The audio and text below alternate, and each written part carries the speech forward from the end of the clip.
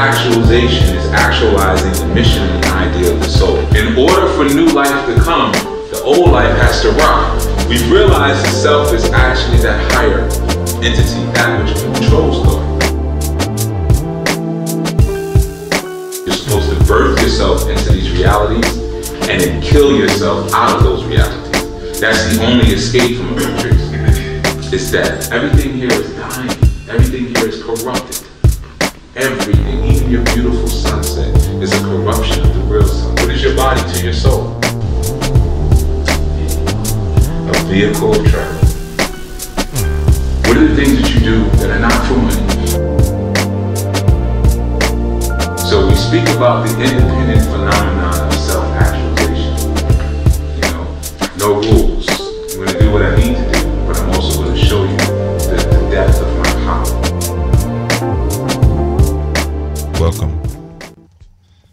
Peace, everyone. And welcome to another segment of Thunderground Thursday on enlightenment and transformation. I am your conductor, Chief Yuya, and I want to welcome you all to the Enlightenment and Transformation Experience, which is a media tunnel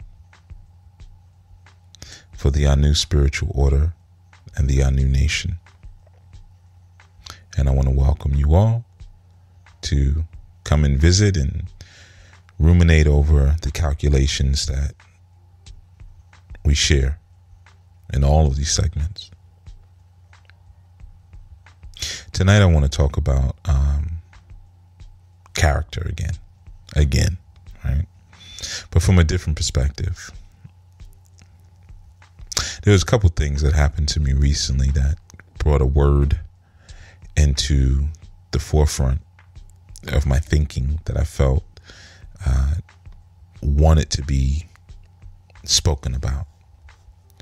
You know, sometimes when you have spirits that make themselves known, or words that keep coming up and keep presenting a presence to you, what it is that they need you to raise up their energy. They need you to speak about them, you know. And I've expressed that to you all before. A lot of times we have certain spiritual experiences and we get into the space where we don't want to share anything with anyone about those experiences because we feel like, you know, a lot of times it's fair that people can do things to us if they know the spirits that are working with us or the names of them or things like that. But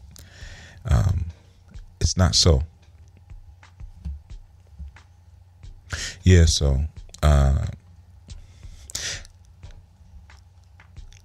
couple days ago, maybe 2 days ago, I was reading an article, and the writer of the article used the wrong word to express something. It was just a little typo. And she was saying something, and she said, you know, I had this thought and I wanted to send it out into the ethos. And I know what she meant to write there was ethers.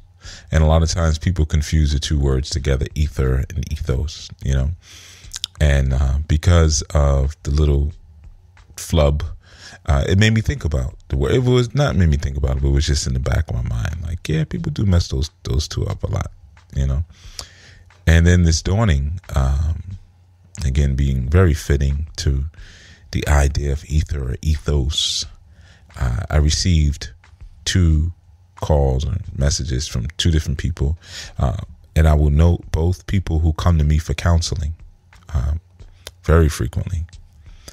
And the first one started with someone asking me if I was going to visit my family today. Now, for those of you listening from the archives, today is November 26, 2015, which is, I guess, what they call Thanksgiving, right? And, you know, sometimes when people want to indoctrinate you into their strange and foreign customs, they find very sneaky ways to present them to you. So they'll say things like, are you seeing your family today? Are you going to eat today? Which is a way of saying, are you celebrating Thanksgiving? And my response to him when he asked, I said, well, if I was completely out of my African mind and I chose to no longer be an African man and decided to now just lay down and never get back up and be a sheep, then I would, of course, go have food with my family today. But because I am still an African man dedicated to the work of my ancestors, I won't be doing that. But you go on and enjoy yourself. So he said, well, notice, pay attention to the details. Notice I didn't say Thanksgiving. I said, seeing your family. I said, well, that's very devilish of you. And I asked him, I said, how dumb do you think I am not?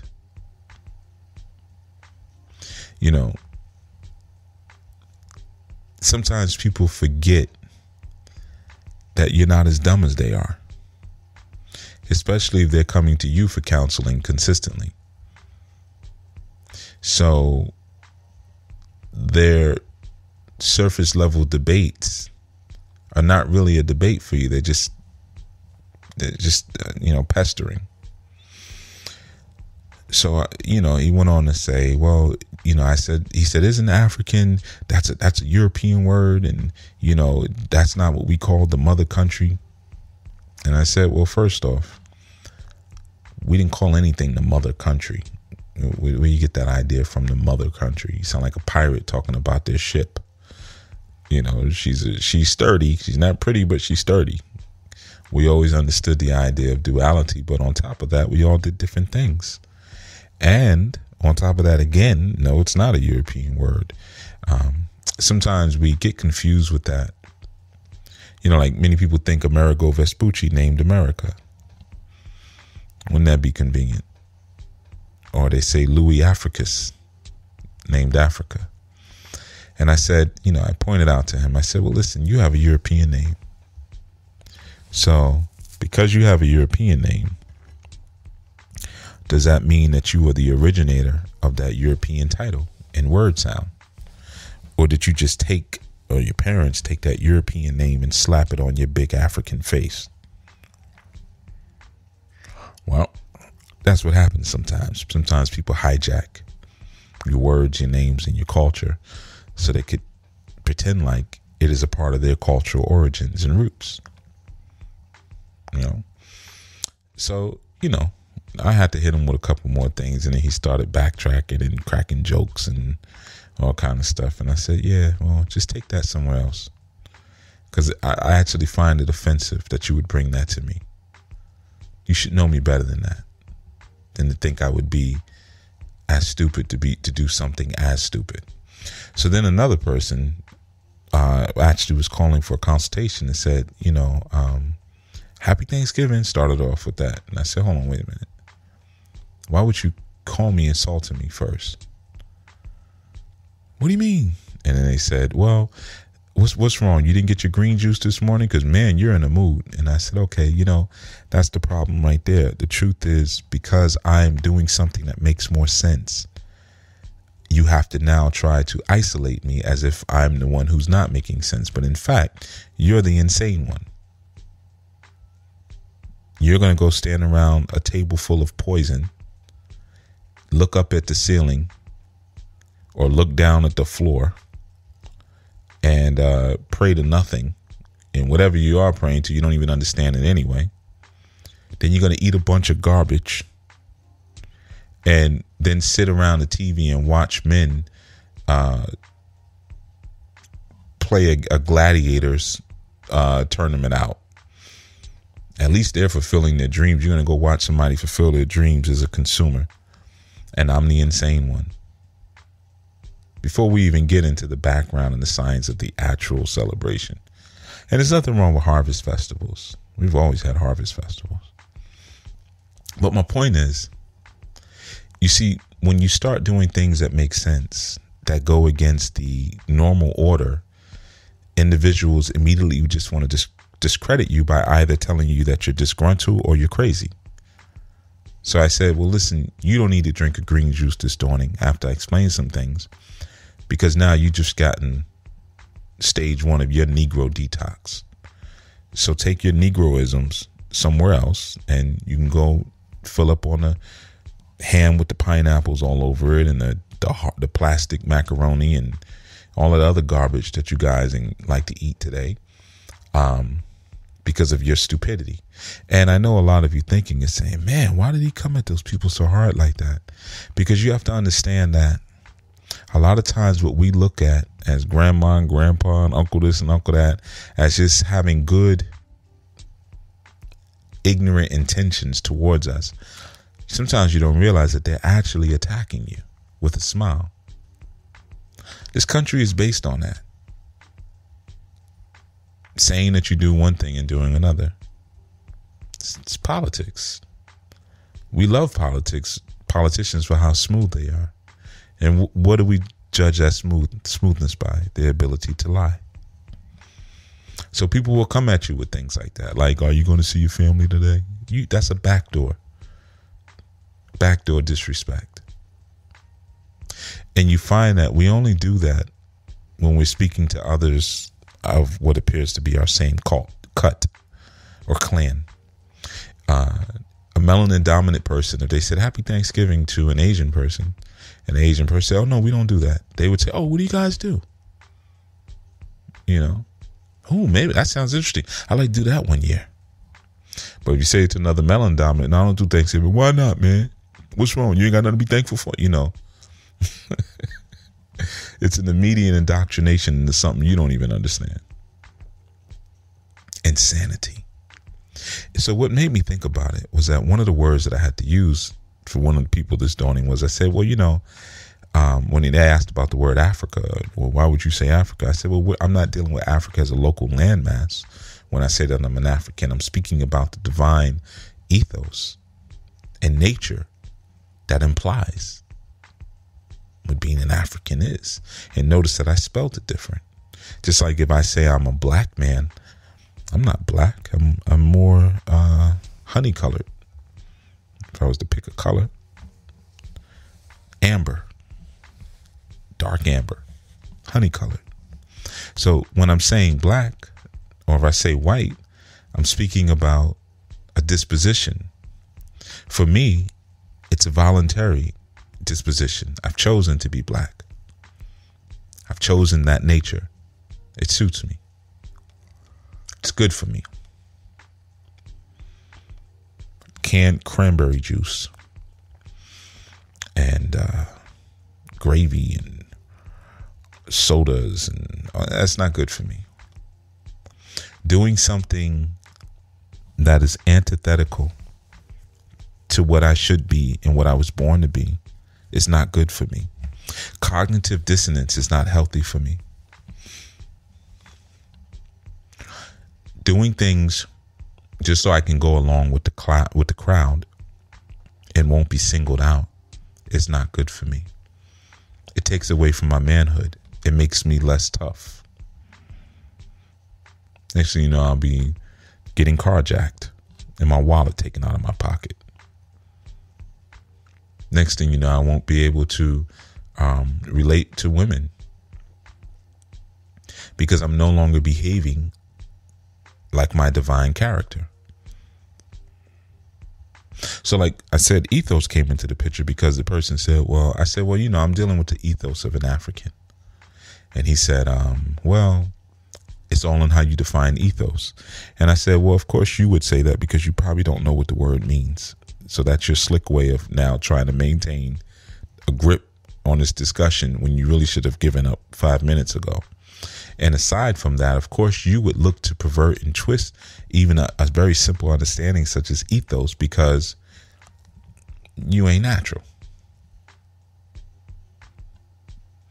Our ethos is related to our ethic. You see that eth in there? Ethos, ethical. They all come from the same place, from the same root. In fact, coming from the French etiquette is in the same family as ethos and ethical. So when someone is coming into a foreign space or a space that's foreign to them and people are doing something that is foreign or different from them, good manners and etiquette, which is one of the ways we define ethos, by the way, Another definition for ethos is manners. And I told you it's already related to etiquette. But one of the things that we'll do is we'll ask what we should do. You ever been around someone and they say, oh, is it okay if I smoke? I know you don't drink, but if you drink, would you like a drink? You know, or I go into certain people's homes or everyone's homes. I take my shoes off. You know, that's how my etiquette expresses itself. When you come to my home, you better take your shoes off. That's etiquette. That's my ethos. And then I have people who, I have an elder in particular. Every time I come to his house, he yells at me for taking my shoes off. I'm going to say yell because men don't yell. Men holler. So he hollers at me every time for taking my shoes off. Put your shoes back on. I always take shoes off when you come in. You know, because it's the respectful thing for me. And it's very hard for me to break character and not take my shoes off if it's somebody who I respect. Because I'm also looking at them, listen, you're an elder, you're more susceptible to infection and disease. And I've been walking on the street. Who knows what happened on those streets? It could have been your front steps. Who knows what happened there? I'm taking these shoes off. That's the love, you know? So my ethos is grounded and rooted in that love. And true and natural ethos usually is. That's, again, why we'll ask people what they do or if they're comfortable with certain things. That's the courtesy and the politeness, the etiquette that comes along with it. And you've heard me say that 100 times, that you can always tell the best religions by people's etiquette. People with horrible etiquette, if you see that collectively, you know they got a crappy religion. Because religion will teach you really how to understand and respect and work within different ethos without losing yourself. But it will give you an ethical grounding or a moral character. It will give you that grounding. In fact, the truest definition of the word ethos is genius or character. Genius/character, we'll say. Your ethos is your character. Your ethos is your genius. So the greater your moral fiber, and I don't mean greater in terms of the more pure your moral fiber is, but your investment into whatever your culture, your habits, your custom is, the more genius you become. Imagine that. And you know, your genius is your quiet self. It's the silent jinn or the Damien or the hidden substance. Another form of genius is melanin. That's your ethos. And pay attention to that root eth, eth. Very similar to Ethiopia or Ethiopia, which is very similar to utopia. Ethics, eth. You find eth, it's similar to the word the, has the same letters in it, the being a cognate of God. So what does our ethos do? You might think, if you could maybe put it all together, you realize, 2 and 2 makes whatever you want it to make. That your genius or your ethics or your ethos is your God form. So when I say that I'm an African, I'm expressing to you my God form. That's the form that I choose to take.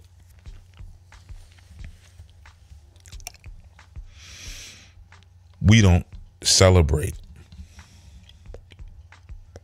the slaughter of people who have not harmed us, or the confiscation and seizure of a people's property, or the decimation of a people who have not wronged us. I mean, if they did, you had it coming. So no, I wouldn't celebrate that. So I thought it was interesting, just thinking about the idea of ethos and the fact that, again, these are two people who come to me for counseling consistently. And it made me think about something that I used to always tell my students, not only in martial arts class, but I used to also tell them this in pretty much everything I did. Even for years, I also taught music. And I used to say, man, when in doubt, just copy your teacher. When you don't know what to do, just copy me until you figure out what to do. So like even in fighting, I mean, when we go to tournaments, all my students look like, different versions of me, until they got their own groove and figured out, I kick higher than my teacher. I'm gonna kick like this, or my front kick is pretty nice. I'm gonna use more of that. They figure out their own fight. Same thing with music, You figure out what sounds you like and what chord progressions sound more pleasant to you. What style? I like blues more, Yuya, he teaches more, maybe more classical and jazz and soul, but I'm really feeling this blues thing. I'm going to go that direction, So you tend to, you'll copy your teacher, whatever, until you figure out what it is that you want to do or what it is that you would like to do. So in that sense, people who come to me consistently for counseling and express that, hey, I can't get my life together, I can't get this thing together, you would think intelligently, you would look at the person who does have this stuff together and say, well, let me copy them for a little while until I can get strong again. Let me use their template. You see, that's in anything. It's like if you wanted to go out there and open up a hair salon and you see that there's a popular hair salon, or let's say an accounting firm.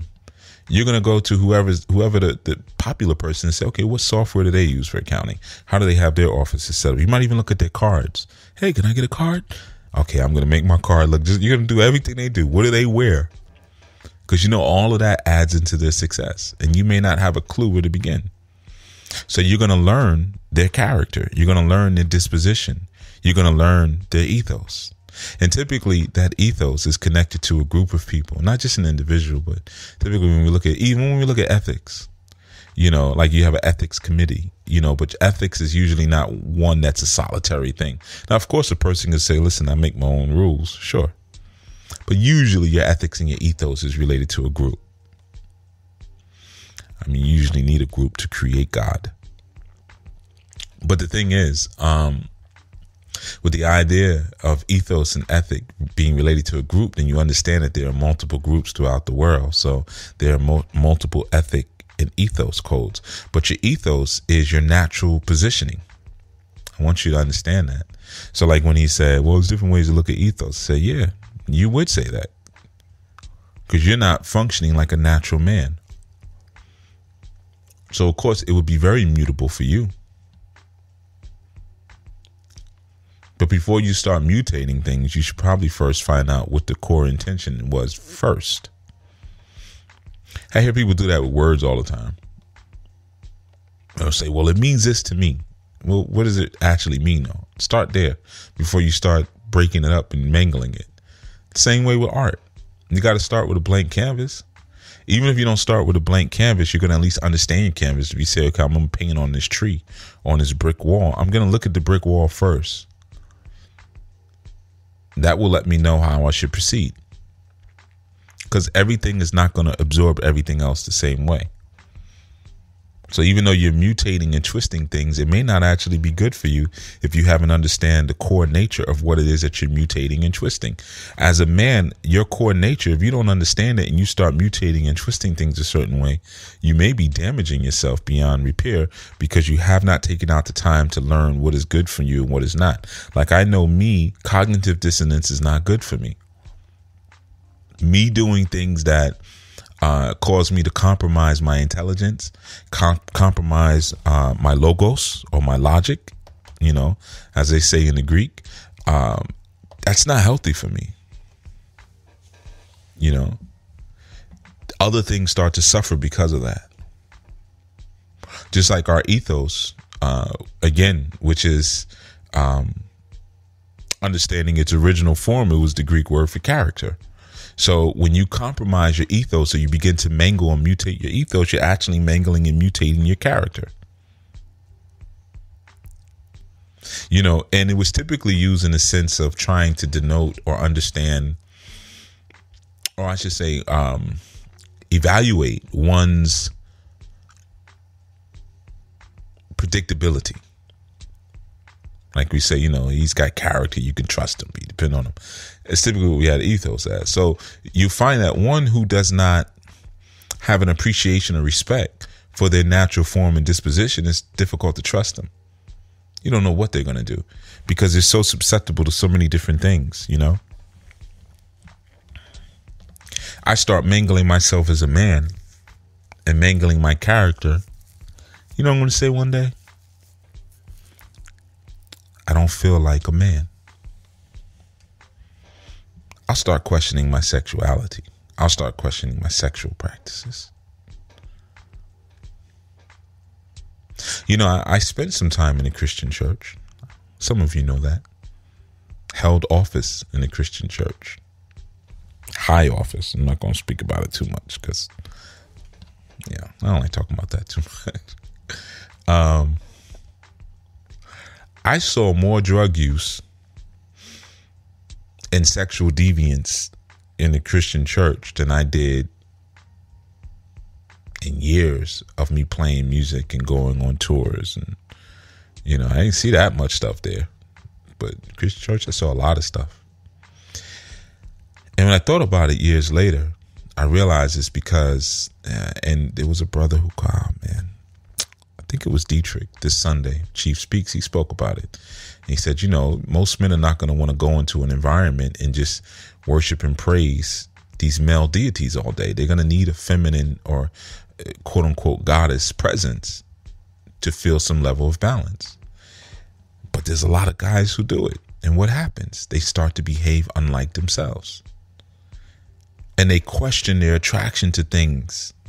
They start to misconstrue it because they've mutated and warped the character. So the trustworthiness or the steadiness or the predictability of their actual gender assignment and gifts becomes shaky. They haven't respected the ethos. They haven't respected it. So then they began to develop a warped pathology. And ethos and pathos, they're a family of names. You have logos, ethos, pathos, and there's another one, kairos. But pathos deals with suffering for things or the things that we experience and go through in life. And your pathology is going to be a product of your ethos, of your character. So based on how your character is going to determine the type of experiences that you're going to live. So I'm looking at these two individuals and I said, you two don't have anything that you want in life. I know because you talk to me about it all the time.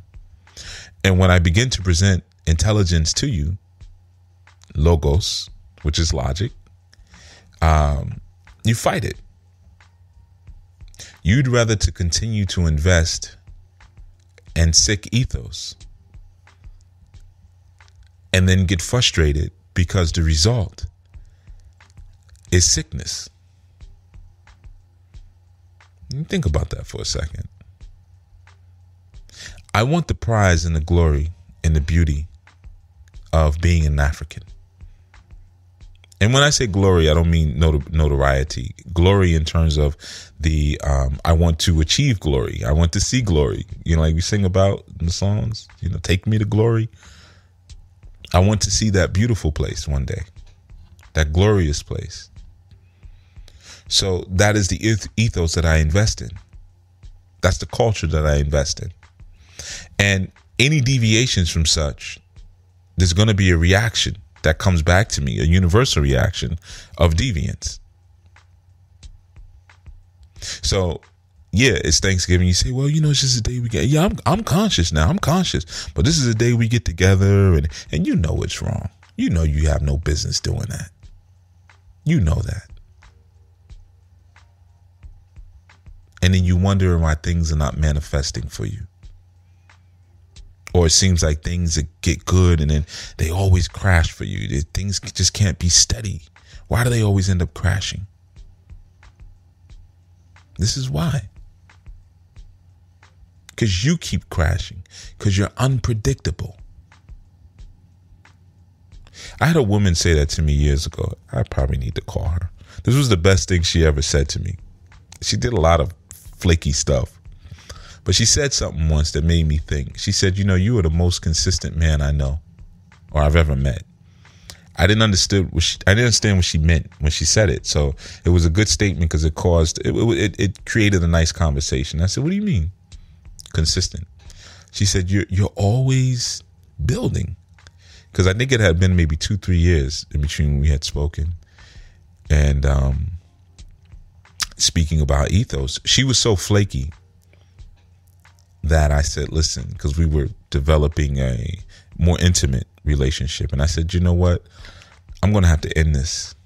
She was like, why? I said, because you're so flaky and unreliable that you're going to cause me to say something to you that I'm not going to regret, but it's going to really hurt your feelings.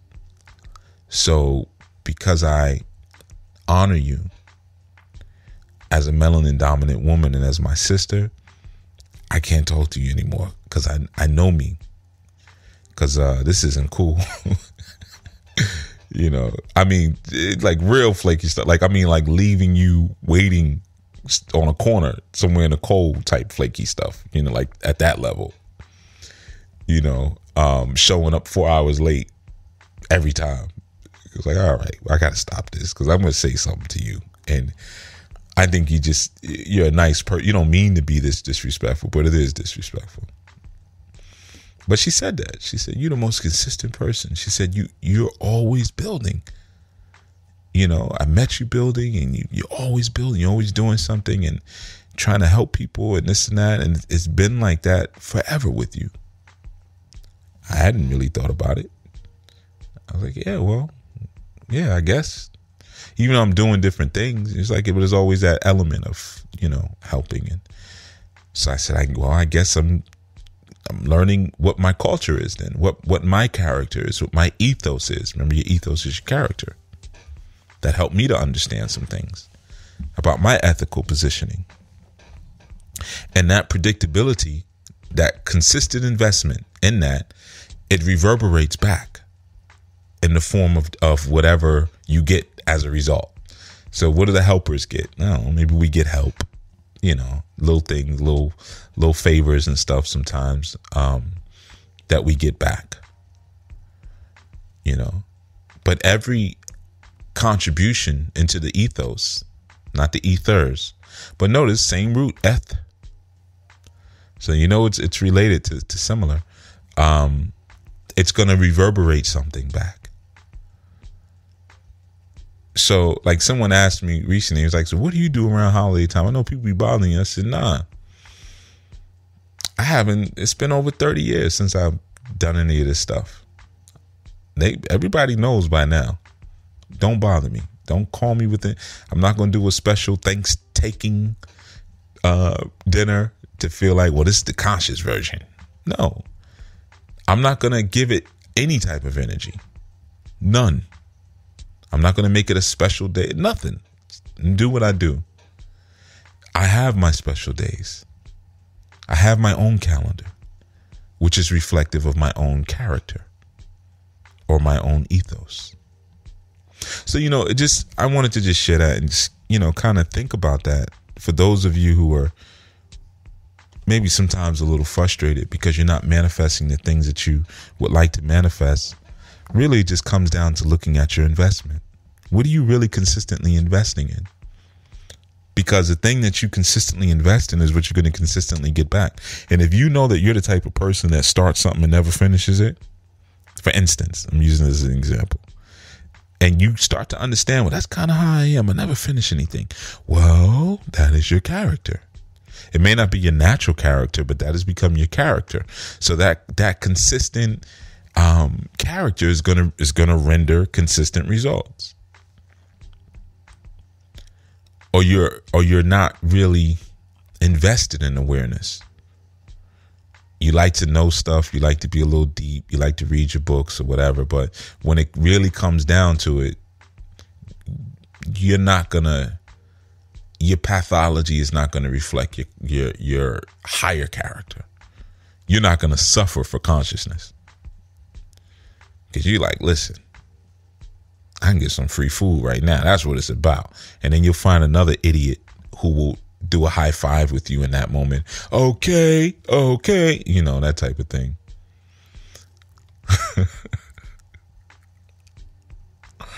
You know, I had a friend years ago like that, many years ago, when I was getting into more race-based learning.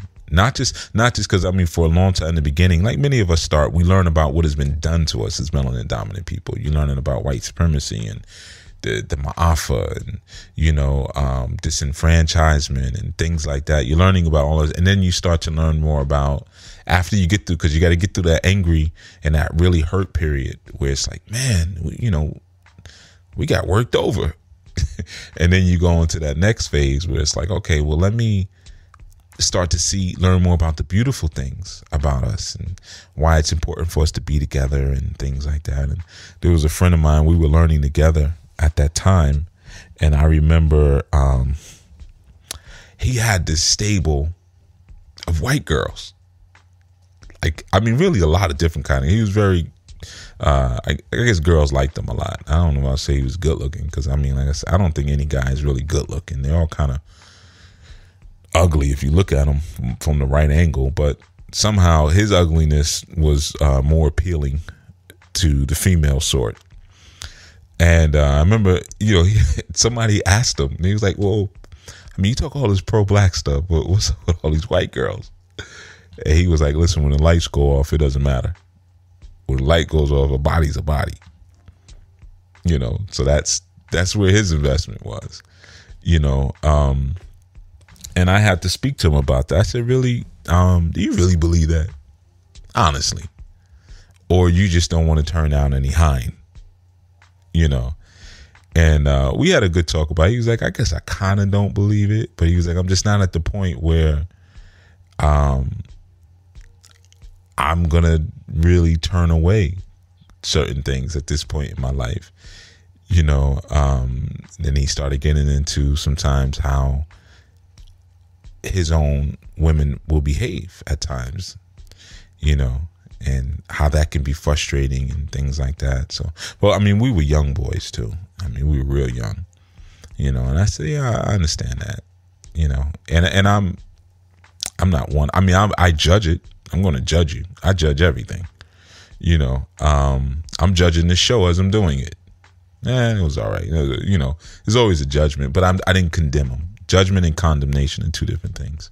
So I didn't condemn him because, you know, we all had our things that we're working through. And even if you're not working through it, you know, like I remember when they asked the gospel singer Tone years ago, I was watching an interview with him, and they were like, you know, something he was talking about. This was the interview that he did with Lexi when he finally came out. And they were like, she was like, man, are you gay? She just came out and asked him because he was beating around the bush.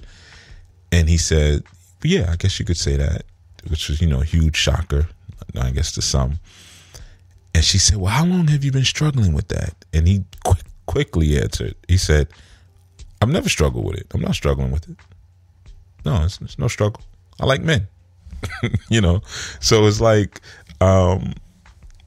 some things become a part of the culture that we want to have. Like for his culture, it's like, I'm going to know stuff and I'm going to lay with every woman of the world, period. I'll work it out later, but it's not a struggle. It's not something I'm fighting through. And he'll get a response. He'll get a reverberation based on that. That may be pleasant or unpleasant, depending on his character, depending on his ethos. You know, so those are the things you have to pay attention to, especially when you're espousing certain things. You know, because if, again, you read my book, Solutions for Dysfunctional Family Relationships, you know, in that tagline, you have, you know, dealing with the aftermath of cross-cultural families. So, or cross-cultural relationships. The thing is, you can create new culture, but cultures can't exist in the same space like that. That's that cognitive dissonance. That's that, oh yeah, I know who Christopher Columbus was, or Christopher Columbus, and I really know about the Thanksgiving ceremony, what that was really dealing with, and the Ottomans and the Turks, but you know, I'm gonna go get me a free meal. You know how I do.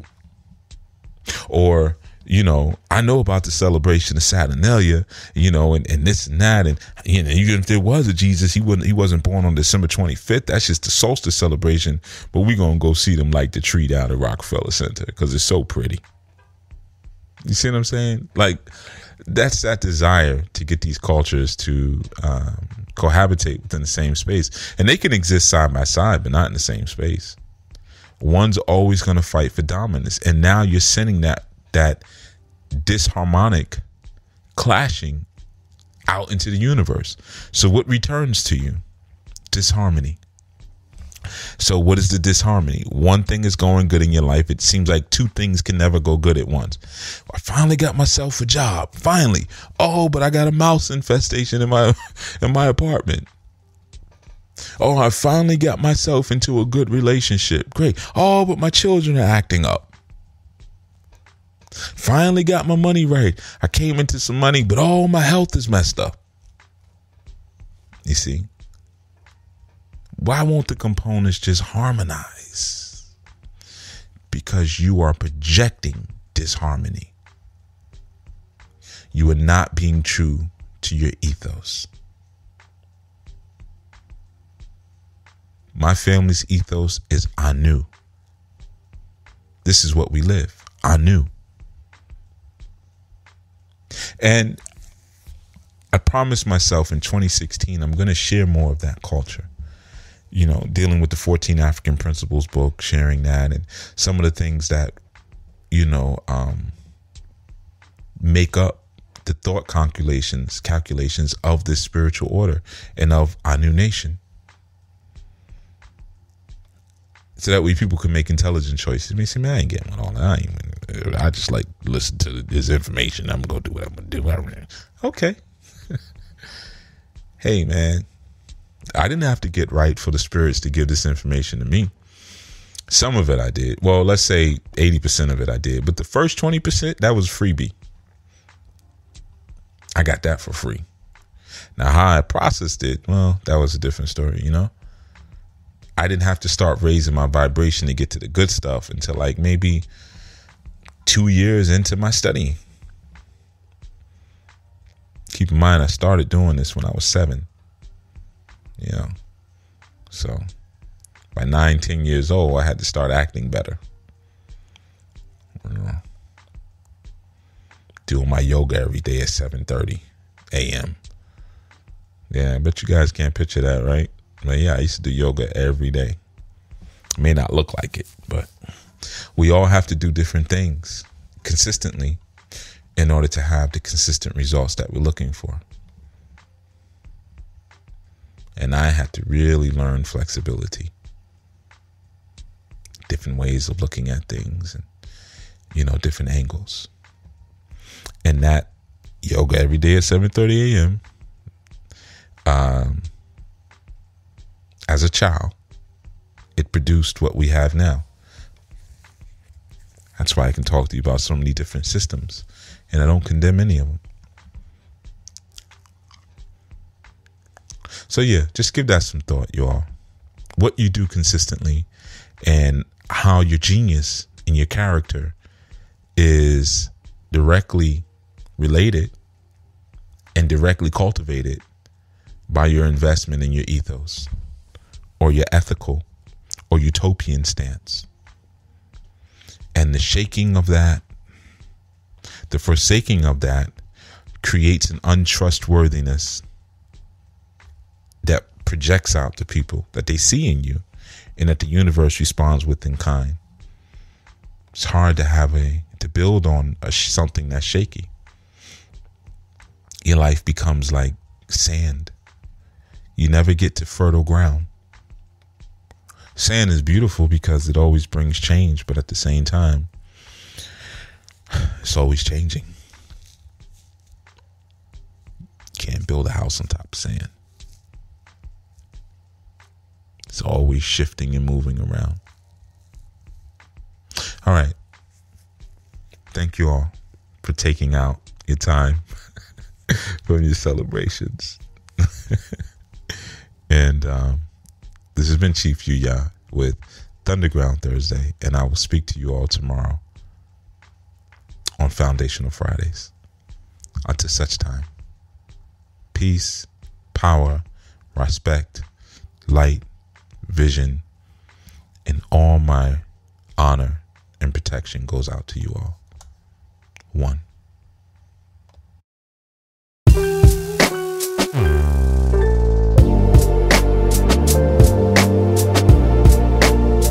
So self-actualization is actualizing the mission and the idea of the soul. In order for new life to come, the old life has to rock. We've realized the self is actually that higher entity, that which controls life.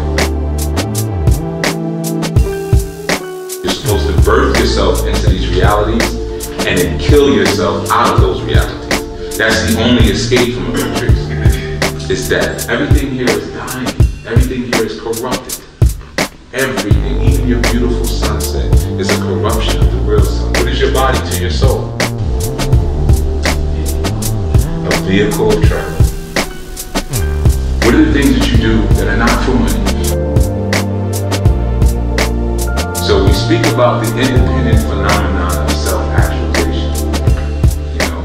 No rules.